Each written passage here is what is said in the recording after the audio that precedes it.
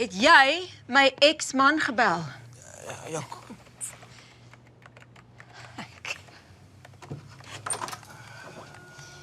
Het jy? Het jy hom gebel? ja. Ek het my voet mooi neergesit. Hy sal nie meer 'n probleem wees nie. Ek weet letterlik nie wat om vir jou te sê nie. Ja, dankie sê.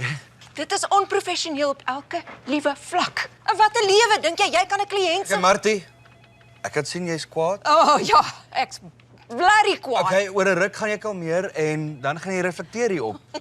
En dan gaan jy sien dat ek dit gedoen het om jou te help. Te help. En my intensies is net mooi. Ja, en nou gaan jy my bel. Vir 'n date.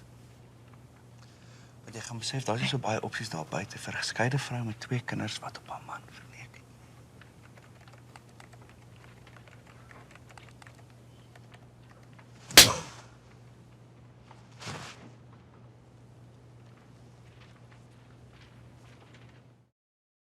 Zo. Charo! Okay, Charo! jy maak my.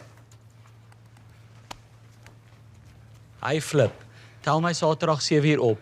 Ek sal die restaurant kies. Ek stuur die adres. XX Martie. Ek mis die Dinsdag aand movies by die Brooklyn Mall. Ek mis die twee geveg sessies as ek oor jou rol. Ek mis die Sally Williams nougat by die Groenkloof Spar. Ek mis die lekker sagte leersiets van jou nuwe kar. Ek mis die koffie met die skyf op in jou stywe jeans. Ek mis die vat van jou hande in 'n movie scene. Ek mis jou naam op my foon en jou SMS. Ek mis jou mond en jou hande en jou kalere.